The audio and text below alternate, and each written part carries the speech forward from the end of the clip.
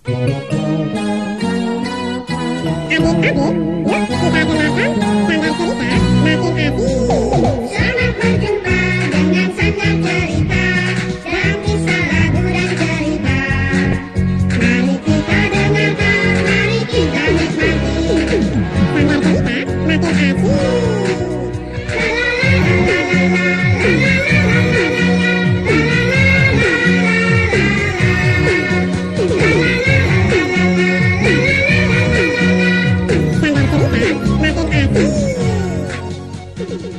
Adik-adik, apa kabar?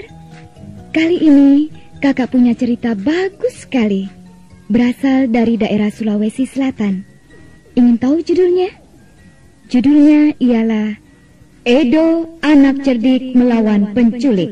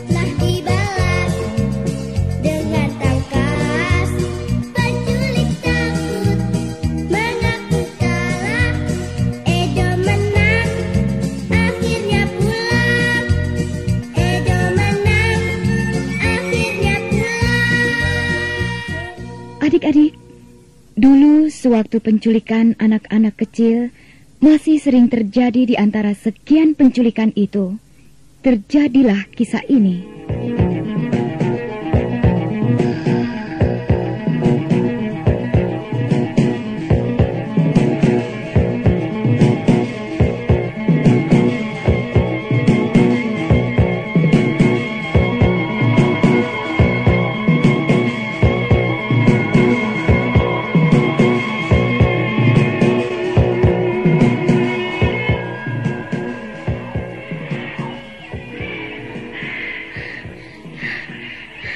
Mengapa kita masuk hutan?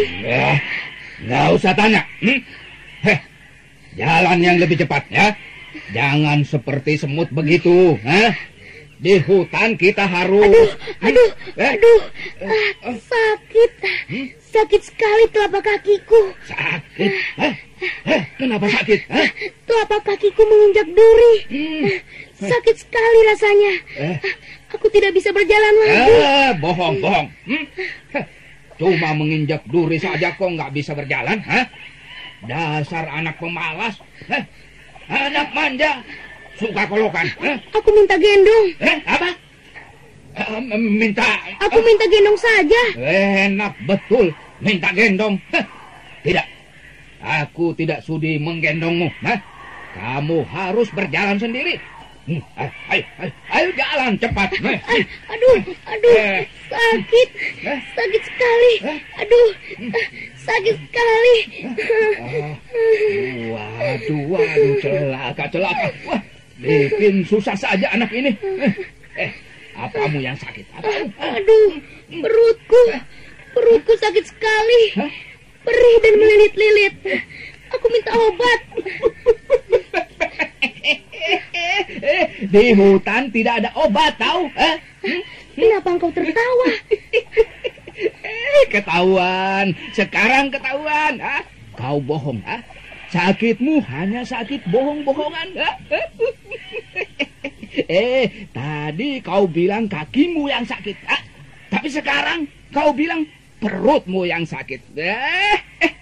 Kau pasti bohong. Kau lupa dengan apamu yang sakit. Dua-duanya sakit. Tadi memang kakiku yang sakit kena duri. Dan sekarang ganti perutku yang sakit. Aku tidak bohong. Iya. Baiklah. Aku percaya. Tapi bagaimanapun, aku tidak sudi menggendongmu. Kamu harus berjalan sendiri. Kalau engkau tidak mau menggendong aku, pulangkan saja aku ke rumah orang tuaku. Enaknya pulangkan saja.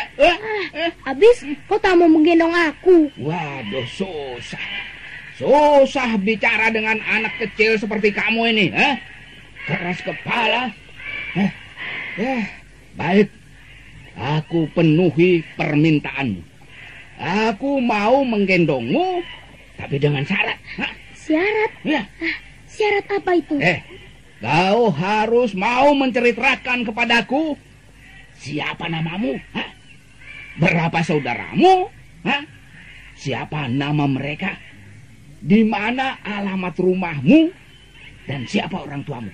Sebelum aku menjawab semua pertanyaanmu tadi itu, kamu harus menjawab pertanyaanku terlebih dahulu. Bandel betul kau itu. Ditanya malah ganti bertanya. Siapa namamu? Apa pekerjaanmu? Di mana rumahmu? Alah. Kurang ajar. Namaku Bar Kober. Panggil saja aku Kober. Pekerjaanku penculik, pencuri, perampok, penodong, pencopet, pencoleng, dan masih banyak pen yang lainnya. Rumahku ya di hutan ini. Alamatnya? Di hutan tidak ada alamatnya, tahu? Bodoh, hutan ditanya alamatnya. Maaf, aku... Sekarang giliranmu harus menjawab pertanyaanku tadi. Ayo. Namaku Edo. Edo? Ya, namaku Edo. Kakakku bernama Ella. Dia mempunyai 2 adik. Lalu adikku bernama Eli. Dia mempunyai 2 kakak. Walah, susah amat sih. Coba pikir, bisa nggak?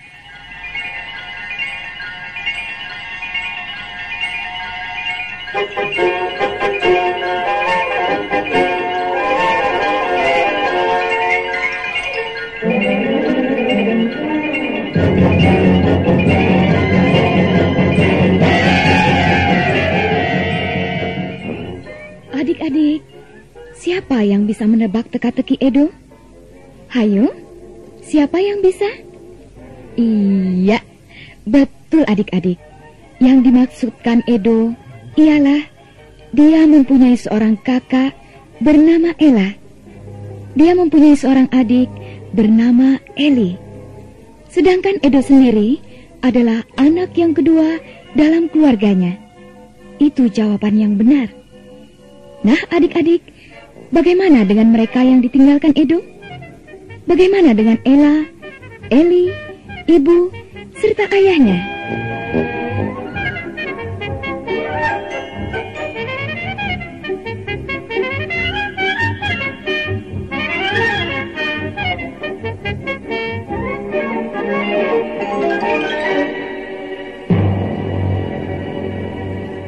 Ella, cepat menulisnya. Sini, lihat, sudah selesai atau belum? Sebentar, Bu. Sedikit lagi. Bagaimana tulisanmu, Eli? Loh, kenapa kok malah disobek-sobek? Eli nggak usah menulis pengumuman saja, Bu. Kenapa enggak? Iya, kenapa enggak, Eli? Habisnya tulisan Eli keliru-keliru melulu. Eli jadi bosan. Jangan bosen, El. Kau harus berusaha sampai berhasil. Lihat ini, tulisanku sudah jadi. Nih, Bu, sudah selesai. Coba Ibu lihat.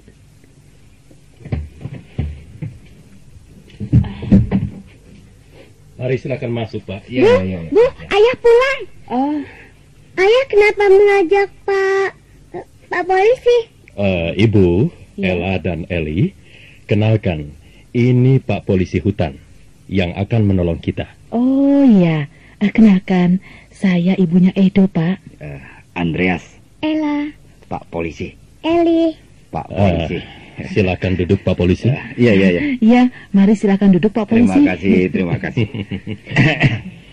Ini tadi sedang apa? Kok saya lihat ada tulisan-tulisan segala macam. Ini, Pak, kami sedang berusaha membuat pengumuman dengan maksud akan kami pasang di pinggir-pinggir jalan, Pak. Oh, iya, iya, iya. Ditempel di batang-batang pohon, Pak Polisi. Wah, bagus. Bagus itu, Bu. Itu berarti membantu usaha kami nantinya ya. tapi tulisannya jelek, Pak Polisi. Yang kertas saya nggak jadi, tapi saya sobek-sobek. Kenapa disobek? Habisnya keliru-keliru melulu. Baiklah, begini ya. Ayah bersama-sama Pak Polisi hari ini karena Pak Polisi masih memerlukan beberapa keterangan lagi mengenai Edo. Pak Polisi, Ya, ya. silakan. Apa yang masih ingin Pak Polisi tanyakan? Baik. Ya, terima kasih ya. Sebelumnya saya ingin memperkenalkan diri saya terlebih dulu. Nama saya Andreas. Pekerjaan saya menjadi polisi hutan. Tugas saya menjaga keamanan di hutan, termasuk juga daerah-daerah di pinggiran hutan. Iya. Ya, memang situasi akhir-akhir ini meresahkan. Sebab ada berita telah terjadi beberapa penculikan. Dan yang diculik itu ialah anak-anak kecil yang berusia di bawah 15 tahun, termasuk Edo. Iya, Pak Polisi. Kami sangat mengkhawatirkan nasib anak kami itu, Pak. Karena ada berita juga, anak yang diculik itu dibawa masuk ke hutan oleh si penculik. Iya, memang beritanya begitu, Bu. Pak, Ya. apakah Edo masih bisa ditemukan kembali? Harapan kami masih bisa, ya. Nah, untuk itu kami dari pihak kepolisian hutan memerlukan keterangan yang lebih lengkap. Memang kami telah tahu usia Edo 13 tahun. Iya, benar, Pak. Benar Pak Polisi. Coba, bagaimana ciri-ciri atau tanda-tandanya anak itu? Ini sangat penting bagi kami. Ya, tanda-tandanya kulitnya sawo matang, rambutnya keriting. Giginya ompong, badannya kurus. Sebentar ya. Saya mau catat dulu. Tadi apa? Kurus ya? Iya. Gigi ompong. Iya, Keriting, kulit sawo matang ya? Di ibu jari tangan kiri ada tai lalatnya agak besar. Juga di pundaknya sebelah kanan juga ada tai lalatnya. Ada tai lalatnya ya. Oh iya, Bu. Kapan dia pergi dan tak kembali lagi itu? Mengenakan baju dan celana apa warnanya? Sudah 3 hari ini dia pergi. Dia mengenakan baju kaos warna kuning, Pak. Pakai celana pendek warna merah, garis-garis putih. Ya, bagus. Ada keterangan yang cukup lengkap, Pak ya. Baiklah, kami akan berusaha mencarinya. Kami akan berkeliling hutan. Juga akan ke daerah-daerah pinggir hutan. Kami akan mengumumkan berita anak hilang. Pak Polisi juga akan memasang pengumuman di hutan. Iya, tentu akan kami pasang pengumuman berita anak hilang di pohon-pohon di pinggir hutan ya. Tapi kami juga akan mengumumkan memakai speaker. Speaker? Iya. Apa itu, Pak Polisi? Ya, maksudnya memakai itu pengeras suara. Pakai itu tuh yang halo begitu ya. Oh, yang maksudnya... Iya. Pak Polisi, Hmm? sebetulnya masih ada ciri yang menonjol pada Edo anak saya itu. Gimana?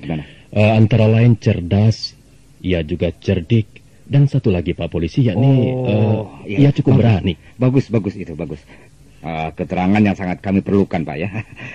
Ya, mudah-mudahan berkat kecerdikan, kecerdasan serta keberanian Edo, dia bisa selamat, Pak.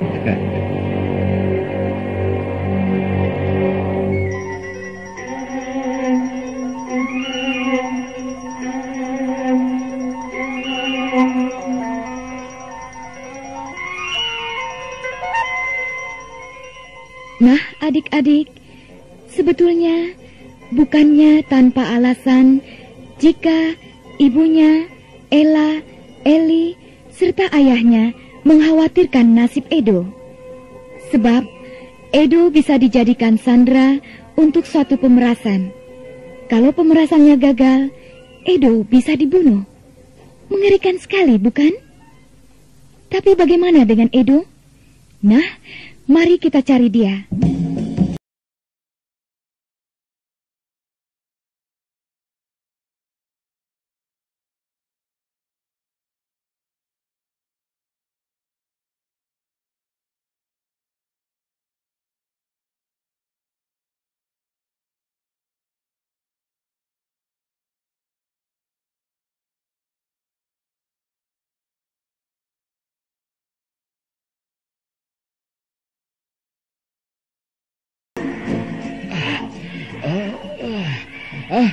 Berhenti dulu.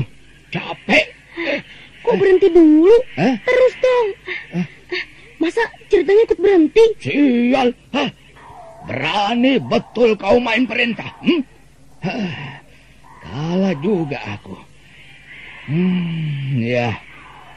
Dulu ada sebuah pohon yang besar sekali.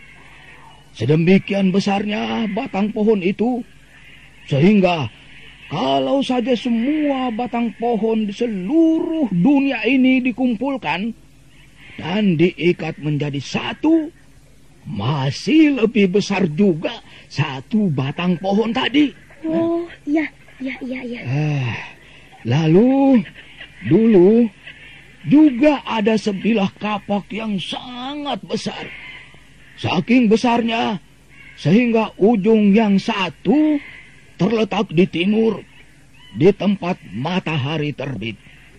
Sedang ujung yang satunya terletak di barat, di tempat matahari terbenam. Oh, iya. Nah, masih mau dengar cerita lagi? Oh, masih. Teruskan. Dulu ya, ada seekor kerbau. Kerbau itu besar sekali.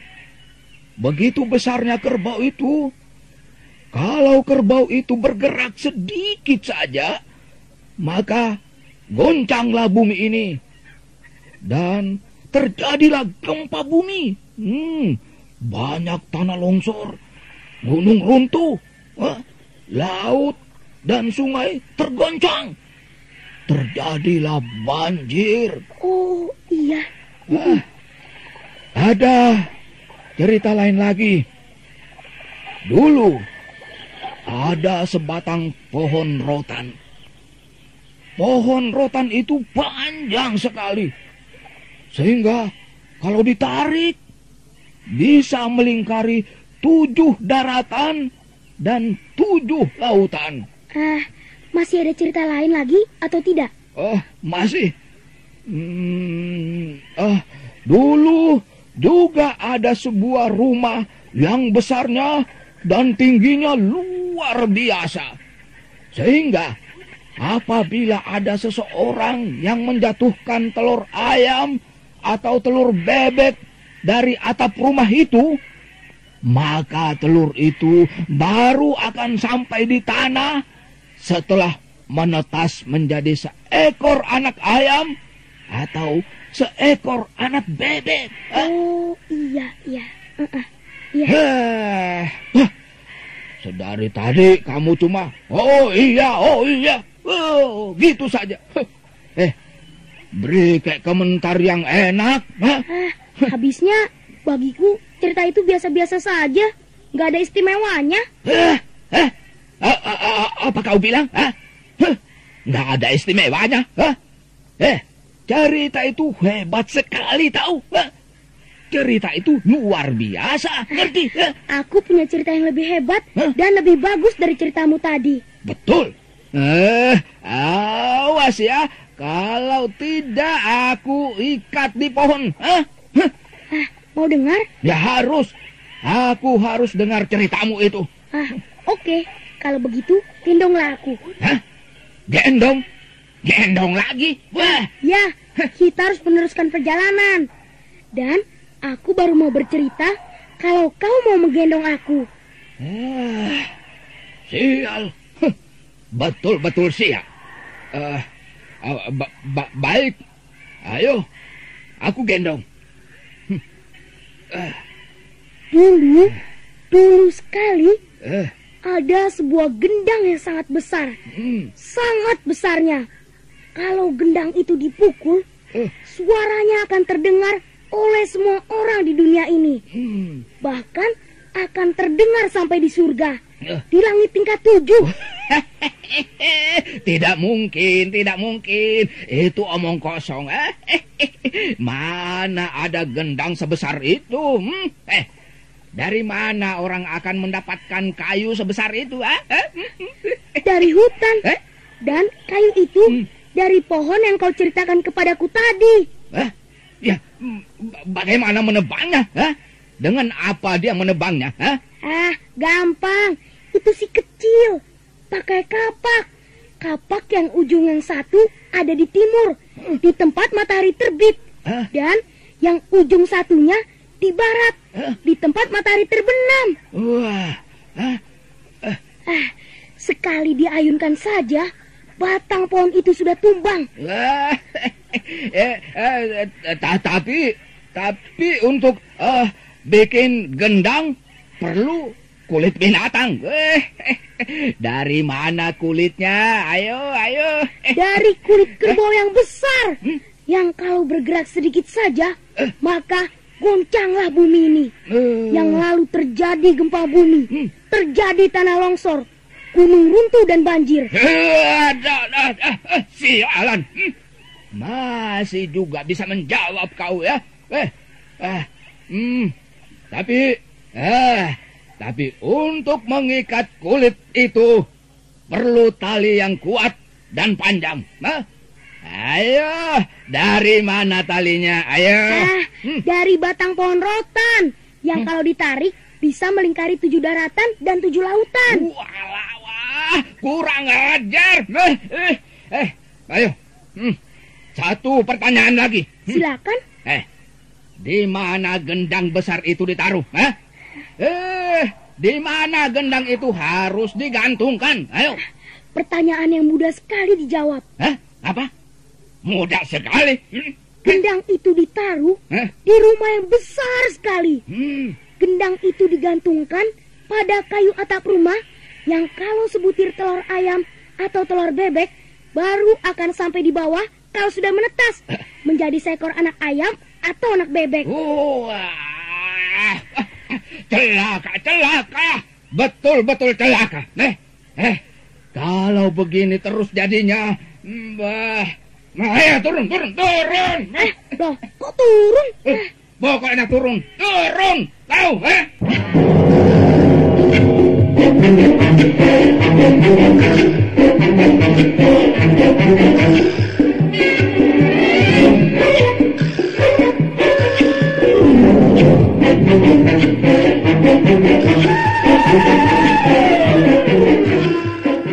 Bagaimana adik-adik? Tentu saja penculik itu menjadi marah dan kesal sekali kepada Edo. Karena semua pertanyaan yang diajukan penculik itu bisa dijawabnya dengan jitu oleh Edo. Maka berkatalah pencuri itu kepada dirinya sendiri. Ibarat seorang yang telah meludah. Ludah yang telah jatuh di tanah dimasukkan kembali ke mulutku oleh anak sial itu. Memalukan sekali. Kalau aku bawa terus anak itu, bukannya akan mengenakkan aku. Sebaliknya, malah akan menyusahkan aku. Belum tentu juga sehari atau 2 hari lagi akan ada saudagar yang akan membelinya menjadi budak. Repot. Anak itu betul-betul cerdik, cerdas, dan berani. Ya, lebih baik aku pulangkan ke rumah orang tuanya daripada membahayakan aku.